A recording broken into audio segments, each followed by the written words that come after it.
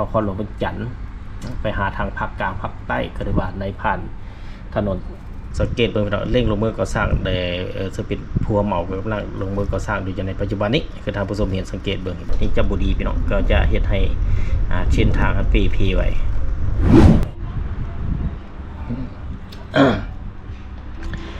สบายดี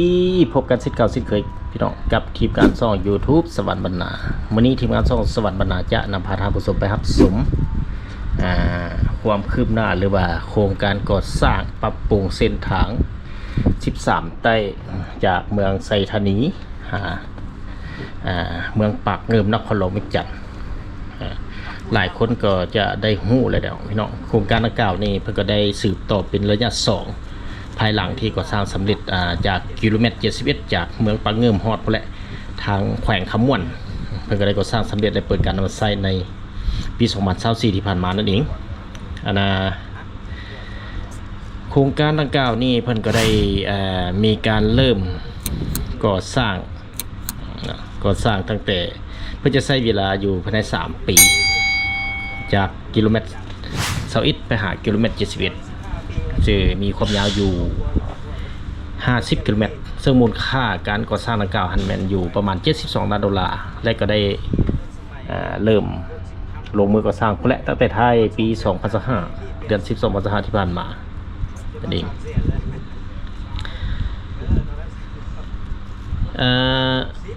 ถึงว่าโครงการปรับปรุงและซ่อมแปลงทางหลวงแห่งชาติหมายเลข13ใต้นี่จากกิโลเมตร21หากิโลเมตร71นั่นก็หมายความว่าจากที่และขอบเขตบ้านโคกศรีวิไลเมืองไซธานีหาบ้านสมสวัสดิ์เมืองปากเงิมนครหลวงเวียงจันทร์ในระยะเส้นทางดังกล่าวนี่การก่อสร้างมันก็ได้แยกออกเป็นหลายช่วงก็คือว่าจากกิโลเมตร21หากิโลเมตร66นี้เพื่อได้เริ่มลงมือก่อสร้างตั้งแต่ต้นเดือน10ภายหลังปีเดือน10ภายหลังเสร็จสิ้นฤดูฝนในปี2025ที่ผ่านมาการก่อสร้างทางดังกล่าวนี้หรือว่าการฟื้นฟูจะให้สำเร็จภายใน3 ปีนั่นก็หมายความว่าตั้งทวารไล่พวกแหละ2025พี่น้อง3 ปีก็ตกอยู่ประมาณปี2028เพิ่นเริ่มเดือน10ก็จะเสร็จสิ้นอยู่ในระหว่างเดือน10 2028ปัจจุบันนี้ก็ฮอดกลางปี2026ละคือถ้าชมเห็นในก็แม่นวันที่30เดือน4ปี2026ที่ทีมงานช่องสวรรค์บรรณาได้มีโอกาสได้บันทึกภาพในการก่อสร้างถนนดังกล่าวมาให้ท่านผู้ชมได้รับชมเราจะมาเบิ่งในช่วงการก่อสร้างของเพิ่นจากกิโลเมตร21หา66มันได้เริ่มแต่ต้นเดือน10 2025ที่ผ่านมาจุดพิเศษของทางดังกล่าวภายหลังสำเร็จเสร็จสิ้นในช่วงนี้ในช่วง50กิโลเมตรในท่านผู้ชมเพิ่นก็จะได้มีการบูรณะนะหมายความว่าก็ให้บริษัทผู้รับเหมาจะได้บูรณะ7 ปีหมายความว่าถ้าสำเร็จในปี2028ก็คือว่าบวกอีก7 ปีจะตกอยู่ประมาณปี2035ก็ผู้รับเหมาก็ต้องได้มีการรับผิดชอบในการบูรณะรักษาให้การสัญจรไปมาได้สะดวกไม่ว่าจะเกิดกรณีใดก็ตามถ้าว่าหากมีการเชื่อนหรือว่าปีพีในตามหน้าผิวถนนในถนนช่วง50กิโลเมตรดังกล่าวนี่ก็มันต้องบริษัทนั้นต้องรับเหมาและปรับปรุงโปรแปลงให้อยู่ในสภาพที่สัญจรไปมาได้สะดวกนั่นเองมูลค่าการก่อสร้างพี่น้องกับโครงการตัวนี้นี่จาก50กิโลเมตรนี่นะตกมูลค่าทั้งหมดอยู่ประมาณ$72 ล้าน และก็ได้แยกออกเป็น3ส่วนคือจะเป็นเงินกู้ยืมจากธนาคารพัฒนาพื้นฐานโครงสร้าง RC หรือว่า AIIB จำนวน$40 ล้าน กองทุนอาบูดาบี ADFD นี่จำนวน20 ล้านและกองทุนจากรัฐบาลสปป.ลาวงบประมาณกองทุนทางประมาณอยู่$12 ล้าน ในจำนวน$12 ล้านพี่น้องเป็นงบประมาณกองทุนทางแม้จะนำใช้เข้าในการทดแทนหรือว่ายกย้ายสิ่งกีดขวางหรือว่าหมายความว่าสิ่งแวดล้อมพี่น้องในจำนวน$12 ล้านนี่ก็จะเป็นเงินที่ชดเชยในการยกย้ายสิ่งกีดขวางและเวียกบูรณะรักษาภายหลังสำเร็จการก่อสร้าง มีทั้งสิ่งแวดล้อมเลยพี่น้องเงิน12ล้านดอลลาร์มีทั้งสิ่งแวดล้อมและเงินที่ว่าบูรณะภายหลังสำเร็จเปิดการนำใช้ก็จะได้อยู่ในห่วงเงิน12ล้านดอลลาร์สหรัฐนี่เองโครงการดังกล่าวนี่แม่นจะได้มีการออกแบบเป็นการปูแบบอัสฟัลต์หรือว่ายางขว้าพี่น้องยางขว้าและแบ่งออกเป็น3ขนาดคือขนาด4เลนมี3เอาเป็น3ขนาดคือมี3ช่วงพี่น้อง3ช่วงคือขนาด4เลนหรือว่า4แถวแม่นเพิ่นจะเริ่มจากบ้านโคกศรีวิไลหาบ้านทางโค้งเมืองปากเงื่อมที่มีความยาวอยู่ประมาณ 3.2 กิโลเมตรความกว้างหน้าทางเป็น23 เมตรในช่วงนี้ประกอบมี4ช่องจราจรได้มีไฟเยืองทางและห้องระบายน้ำข้างทางแบบปิดมันก็หมายความว่าเพิ่นเฮ็ดเป็นห้องระบายน้ำจะเป็นทีแบบห้องระบายน้ำและแบบฝาปิดช่วงที่2จะมี2เลนหรือว่ามี2แถว2เลนซ้ายขวาแม่นจะเริ่มจากบ้านทางโค้งหาบ้านท่าพระบาทแขวงบริคำไสซึ่งมีความยาวอยู่29 กิโลเมตรหรือว่า 29.8 กิโลเมตรหรือประมาณ30 กิโลเมตรซึ่งระยะนี้มีความกว้างอยู่15 เมตร2ช่องจราจรจุดนี้ก็มีไฟเยืองทางและห้องระบายน้ำข้างทางแบบปิดกับปิดเส้นเดียวกันพี่น้องห้องระบายน้ำมาช่วงที่3ขนาด2เลนจากกิโลเมตร41 5 กิโลเมตร71ก็มีความยาวมีความกว้างอยู่41 5 71หมายความว่าอยู่30 กิโลเมตรพี่น้องมีความกว้างอยู่12 เมตร2ช่องจราจรห้องระบายน้ำข้างทางแบบปิดก็เช่นเดียวกันก็ถือว่าเป็นแผนของการออกแบบการพัฒนาถนน13 ไตสืบต่อมาจากเส้นทางหรือว่าที่สำเร็จในเมื่อก่อนนั้นพี่น้องภายหลังสำเร็จในช่วงกิโลเมตร21จากเมืองไซธานีไปหาเมืองปากเกิ่มนี่โอ้สำเร็จสิ้นนี่ไปต่อจุในดังกล่าวก็ถือว่าไปมาได้สะดวกแหละการขนส่งเป็นการขนส่งจากนครหลวงเป็นจันทร์ไปหาทางภาคกลางภาคใต้ก็ถือว่าในผ่านถนน13 ไต้ก็ไปมาได้สะดวกบ่ว่าจะเป็นการแล่นรถเมล์อื่นๆพี่น้องเลยจากเมื่อก่อนใช้เวลาจากคำม่วนเวียงจันทร์นี่ทางยากเมื่อก่อนนี่เกือบ10 ชั่วโมงพี่น้องแต่ว่าภายหลังก็สร้างสำเร็จเสร็จสิ้นนี่ก็ใช้อยู่6 ชั่วโมงหรือ5 ชั่วโมงถ้าแล่นไว้ก่อนนั้นก็มีความเสี่ยงในการเกิดอุบัติเหตุพี่น้องก็ถือว่าถ้าไปเป็นเพศรถใหญ่ถ้าเป็นประมาณนั้นก็ต้องขอบใจ FC ทางภายในและต่างประเทศที่สนับสนุนช่อง YouTube สวัสดิ์บรรณาด้วยดีสะเบิกบานในรับชมเพื่อจะได้รับวิดีโอใหม่ๆมาให้ท่านผู้ชมได้รับชมในตอนต่อไปก็จะสร้างสรรค์สื่อหาซอกหามาให้ท่านผู้ชมได้รับชมในแต่ละระยะพี่น้องก็ในขอบเขตทั้ง2ข้างทางที่ท่านผู้ชมเห็นอยู่ในนี้ก็ถือว่าก็เพิ่นก็ยังบ่ทันได้มาบุกเบิกในช่วงนี้นี่ก็โดยเฉพาะแม่นขอบเขตทางบ้านลัก36ขออภัยเขตนี้ถือว่าเพิ่นได้เริ่มได้มีการบุกเบิกแล้วล่ะพี่น้องที่บอกสังเกต2ข้างทางเพิ่นก็ได้มีการบุกเบิกปรับปรุงคือที่ได้เสนอในเบื้องต้นในแต่ละช่วงแต่ละระยะนั่นเอง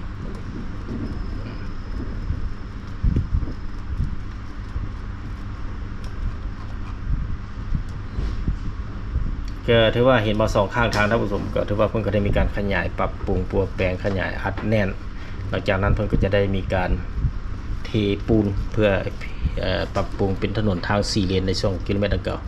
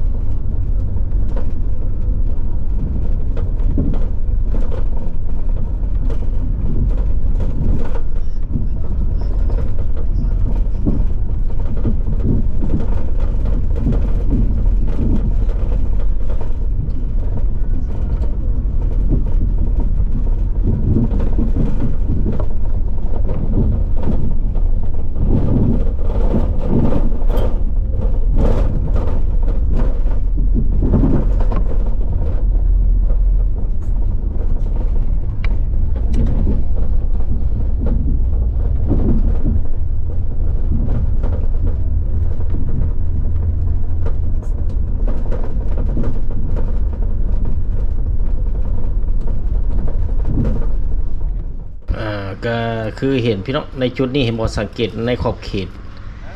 เมืองปากงึมเห็นบ่2ข้างทางก็ถือว่าอีกหนึ่งบรรยากาศที่เพิ่นก็ได้คือว่าจะได้คูณสูงพอสมควรนะพี่น้องเขตนี้มาสังเกตเบิ่งเกือบ50เซนสังเกตขอบห้องระบายน้ำ2ฝากเบิ่งซ้ายและเบิ่งขวาเพิ่นก็ได้มีการเร่งลงมือก่อสร้างเพื่อให้สำเร็จในระยะ3ปีนั่นก็คือ2025-2028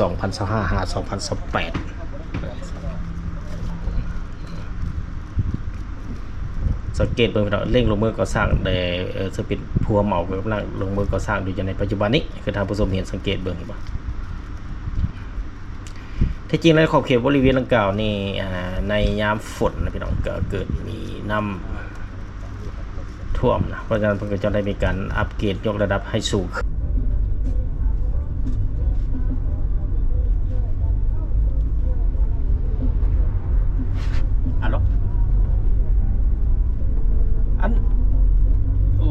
เบิ่งก็ได้ค่อยอันคานั่นอยู่นะกำลังเดินทางรถแขกนะ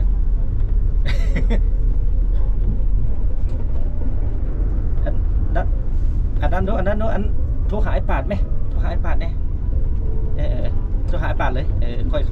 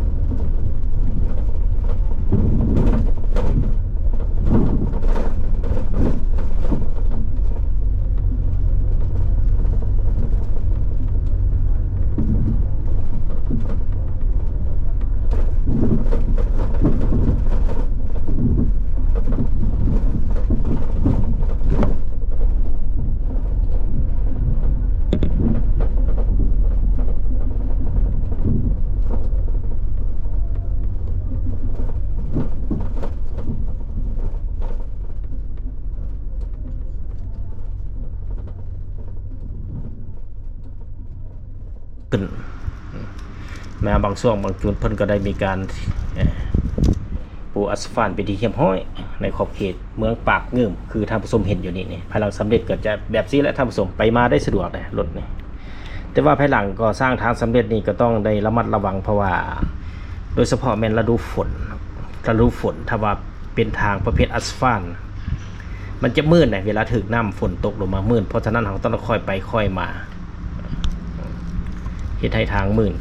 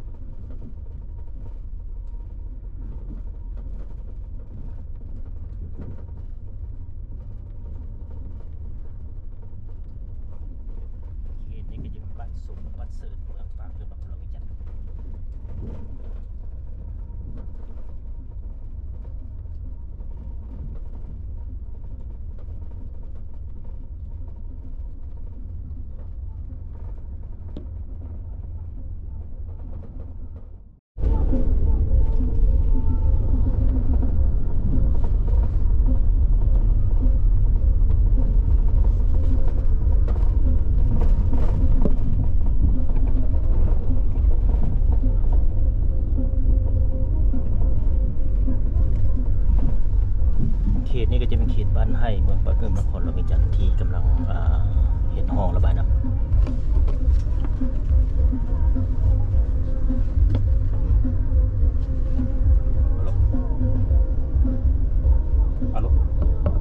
เจ้าสบายดีเจ้าสินเสื้อเป็นบ่ เจ้ามีคนโทรมาจะได้สินเสื้อเด้อมาดุหลายช่วงนี้เจ้าบ่พร้อมเทื่อเด้อเจ้าเด้อเจ้า เจ้า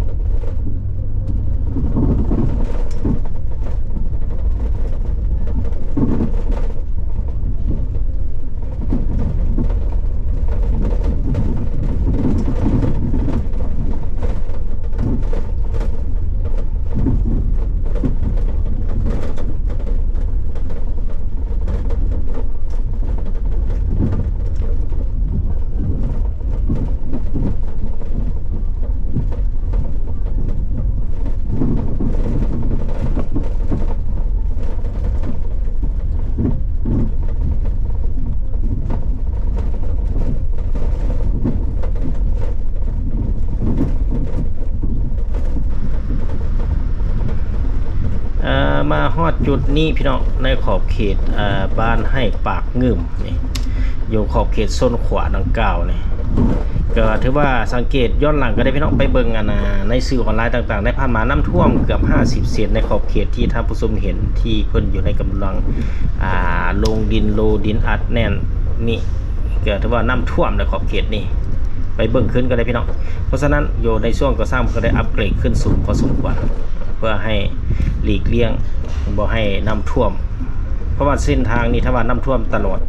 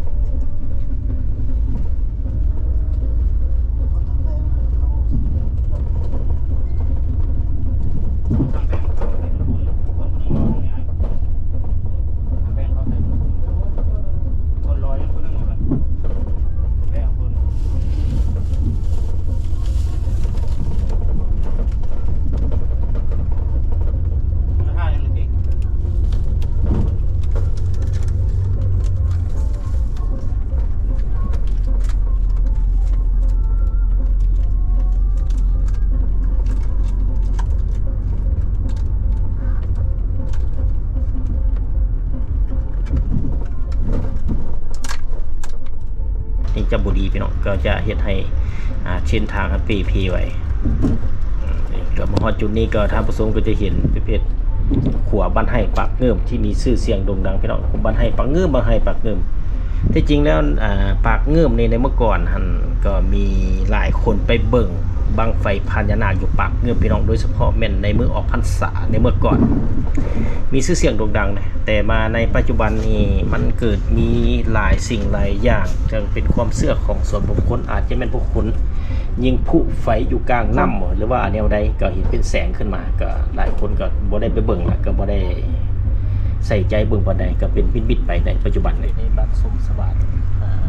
ของปากเมืองนครหลวงวิทยา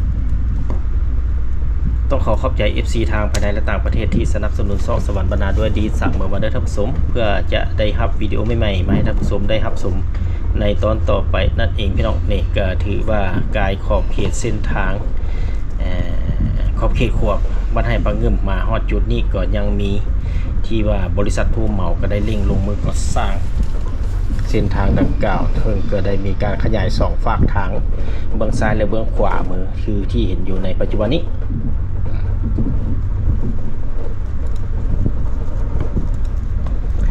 คือภาพบรรดาท่านผู้ชมเห็นนี่ก็ข้าพเจ้าก็ได้ขี่รถเมล์พี่น้องเชิงเดินทางจากนครหลวงเวียงจันทร์ไปคำม่วนก็เลยได้มีโอกาสใช้เวลาบันทึกข้อมูลความคืบหน้าการก่อสร้าง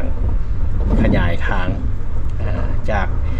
กิโลเมตรหลัก21หากิโลเมตร71ที่ขึ้นกับเมืองปากเงื่อมนครหลวงเวียงจันทร์พี่น้องหลายคนก็ต้องการบางคนก็อาจจะยังไม่เห็นพี่น้องเพราะว่าในปัจจุบันนี้ก็เป็นได้เมื่อนี้ก็เป็นวันที่30 เดือน 4 ปี2016พี่น้องก็ถือว่ายังอีกบ่พอเท่าใดมื้อก็ถือว่าเป็นวันที่1วันกรรมกรสากลที่จะมาถึงในมื้ออื่นก็คือวันศุกร์นี้นั่นเอง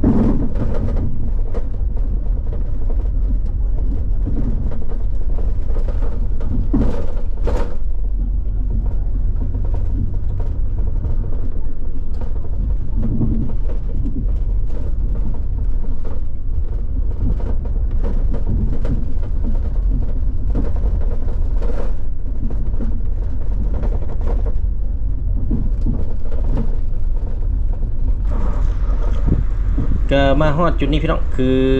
ท่านผู้ชมเห็นบ่ก็ถือว่ามีเฮือนพ่อแม่ประชาชนอยู่ตามแคมทางในเบื้องซ้ายมือนี่ก็จะเป็นทางลัดไปทางพุ่นแหละทางบ้านเกินนี่เบื้องซ้ายมือนี่ลัดบ้านเกินในจุดดังกล่าวนี่ก็จะเป็นจุดหนึ่งที่ว่าเพิ่นก็ได้โดยรวมก็แม่นเวียกดินก็ได้คูณขึ้นทั้งสองฝากทางเบิ่งระดับเกือบเทียบเท่าในระดับเส้นทางยางแล้วในการก่อสร้างเทคนิคการก่อสร้างของเพิ่นนี่ก็แม่นทางยางเพิ่นก็จะบ่ได้ขูดออกหมดพี่น้องโมกเพียงแต่ว่าขูดทางหน้าทางเป็นแบบลายๆนิดนึงแล้วเพิ่นก็ได้เทคอนกรีตอัดเข้าไป ให้ถนนนั้นคือแข็งแกร่งได้มาตรฐานขึ้นติง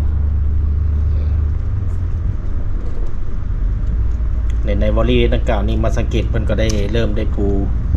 ยางขึ้นสั้นหนึ่งแล้วพี่น้องสะดวกสบายไปมายังอีกสั้นหนึ่ง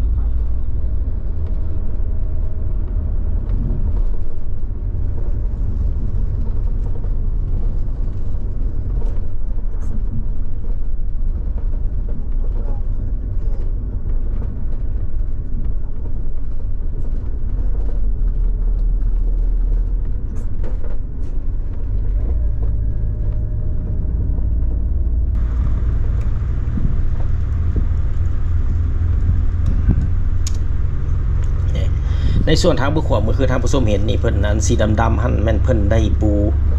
ยางกันซึมเป็นที่เรียบร้อยพี่น้องก็ระมัดระวังในการขับขี่รถนะถ้าว่าแล่นเข้าในเส้นทางที่เพิ่นปูสียางกันซึมมันเป็นทางให้มื่นที่สุดบ่ว่าแต่เป็นทางมื่นมันก็จะมีผลกระทบเฮ็ดให้ยางอันติดรถพี่น้องหลายคนเข้าใจผิดหมายความว่าเส้น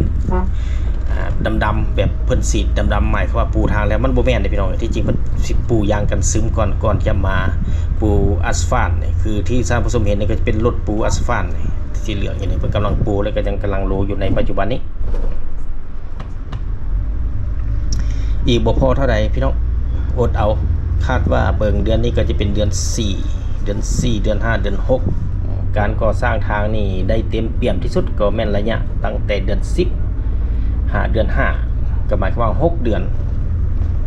หลังจากนั้นไปก็เฮ็ดได้บ่ก็ได้แต่ว่ามันมีความเสี่ยงมีฝนตกลงมาก็การก่อสร้างการปูยางนี่ถือว่าบ่สะดวกแหละเฮ็ดให้ยางบ่ติดได้พี่น้องถ้ามีฟ้าบดฟ้ามืดฟ้ามัวเพิ่นก็จะได้โจกการฉีดยางเรื่องนั่นก็เป็นการเทคนิคการก่อสร้างเฮ็ดทางนั่นเองในเบื้องซ้ายมือนี่ก็จะเป็นเห็นว่าเป็นแคมป์หรือว่าเป็นบ่อนที่พักของผู้รับเหมาที่ก่อสร้างอยู่ในเส้นทางดังกล่าวนี้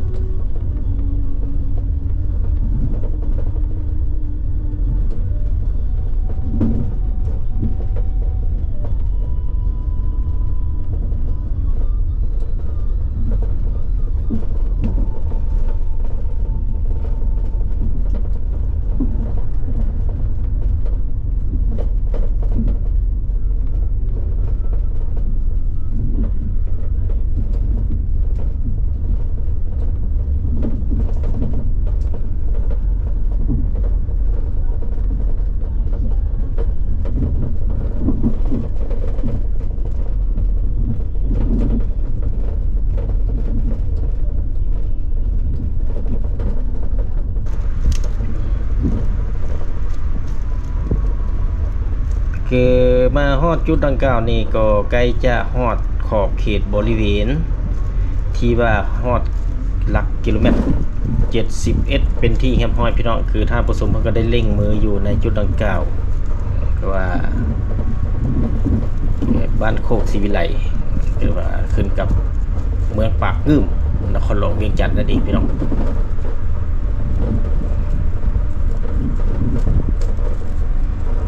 เบิร์คนบ้านสมสวัสดิ์พี่น้องที่ขึ้นขอบเขตบ้านสมสวัสดิ์บ้านสมสวัสดิ์เมืองปางเงื่อมนครหลวงเวียงจันทน์ขอโทษครับพี่น้องบ่แม่นบ้านโคกศรีวิไลแม่นขอบเขตที่กิโลเมตรที่70จนฮอดพุ่นแหละกิโลเมตร21จนฮอดกิโลเมตร71เป็นบ้า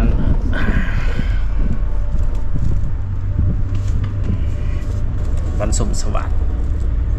ตอนนี้คือท่านผู้ชมมาเห็นจุดนี้ก็จะเป็นสุดขอบเขตกิโลเมตร71และต่อจากนี้ไปจากกิโลเมตร71จนฮอดพุ่นแหละทางแขวงคำม่วน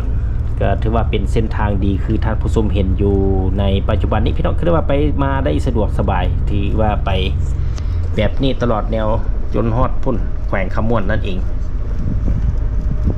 ที่ว่าเพิ่นได้ก่อสร้างสำเร็จและเปิดการใช้ในปี2024เพิ่นมานั่นครับ